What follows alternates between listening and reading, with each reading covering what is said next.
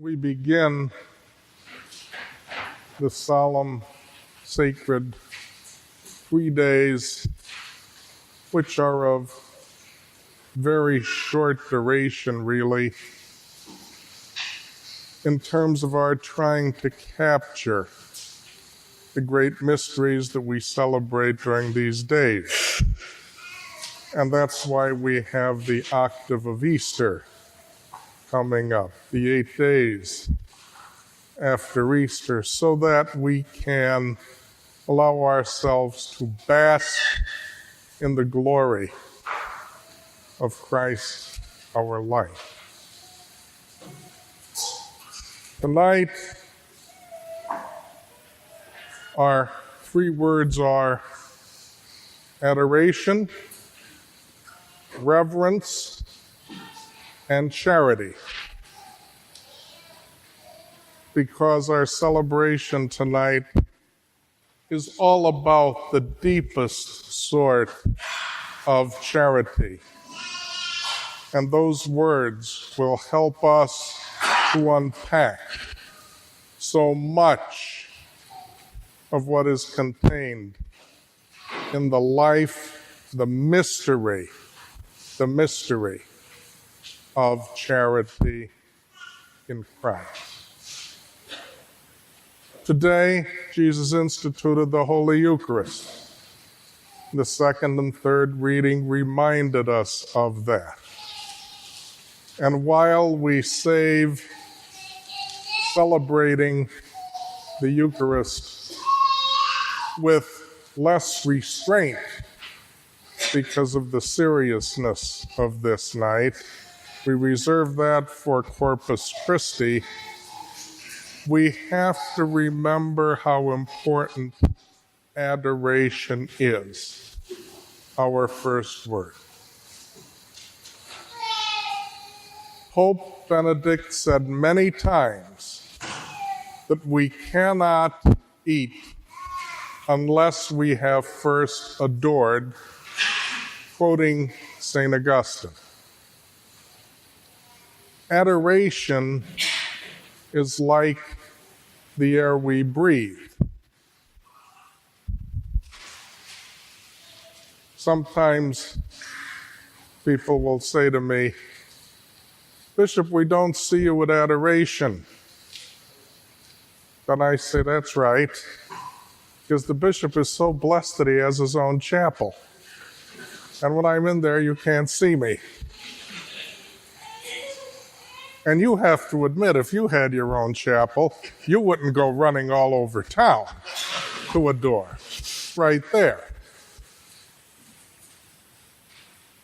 Adoration is like the air we breathe. When we look at Jesus in his glorified humanity, when we adore his sacred heart, the heart that never stops beating with love for us, the heart that speaks to our heart.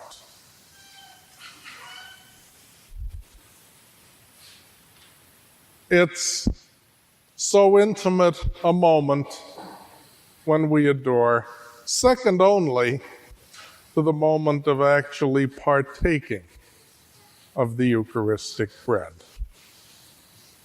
which contains the total Christ, body and blood, soul and divinity. Adoration is never a waste of time. Adoration can be hard for the beginner. The question keeps coming up, well, I did this, and I did this, and I did this, and what am I going to do next? I've only been here 20 minutes, and I want to stay an hour. What am I going to do next? And that's vintage American. We get to think that we're there doing something for God.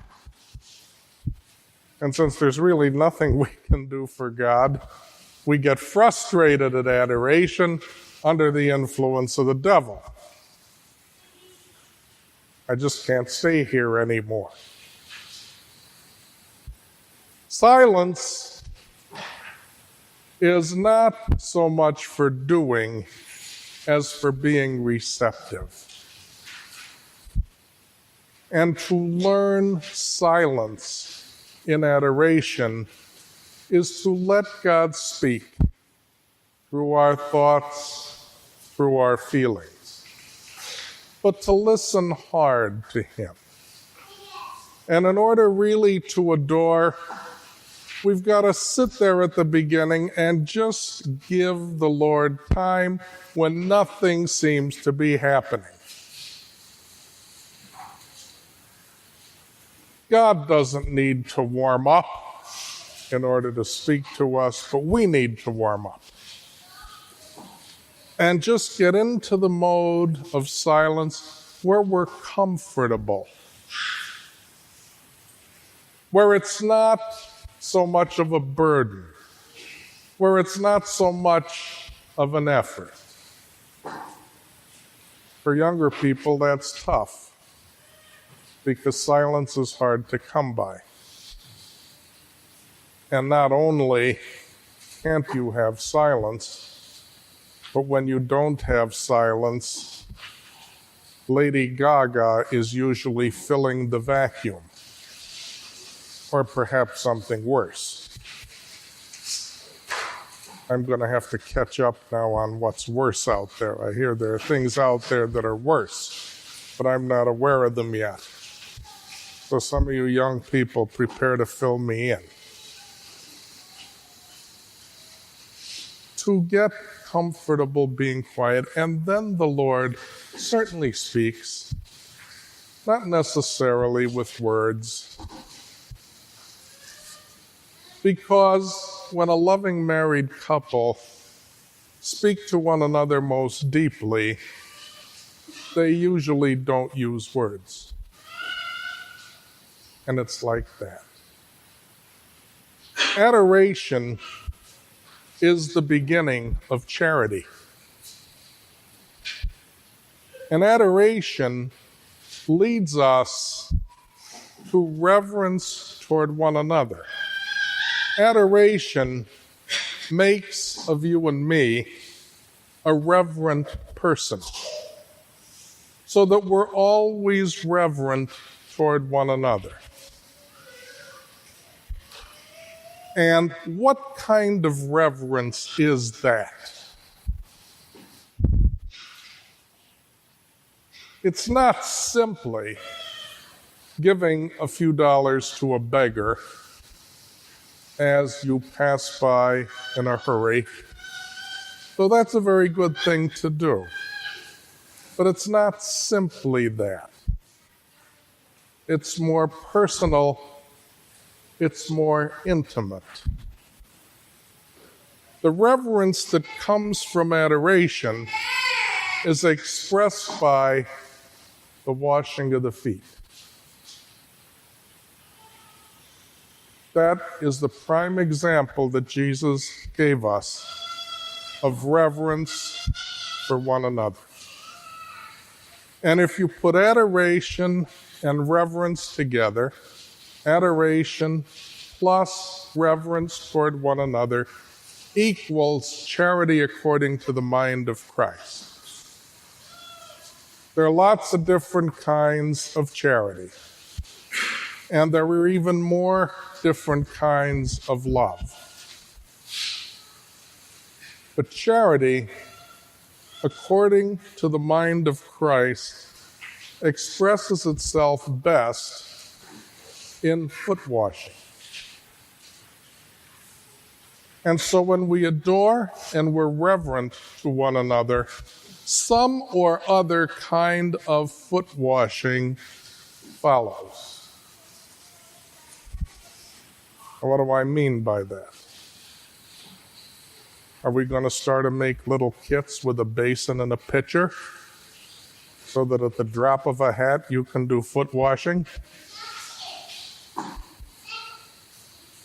Remember, Jesus washed the feet of the 12, including Judas, right before Judas betrayed him. Jesus' presence to the Father, Jesus' reverence for other human beings whom he came to save. He loved them so much. Jesus' reverence was such a habit that he even personally chose to wash Judas's feet. That's where foot washing really gets to be foot washing. When you give the benefit of the doubt to your worst enemy, that's foot washing. When you allow charity to be restored towards someone who has hurt you terribly, that's foot washing. When you allow somebody to approach you who has sought to damage your reputation, your good name, that's foot washing. It includes giving a few bucks to the beggar as you pass by, but it goes far beyond that. When you wash the other's feet, you're probably forgiving or being forgiven. You look into the other's eyes with a look of acceptance and love and peace. If you're going to wash the other's feet, you don't rush it. I'm not going to rush it tonight, largely because I can't get up and down that fast. But you don't rush it. Adoration plus reverence equals charity. The charity of Christ comes from there.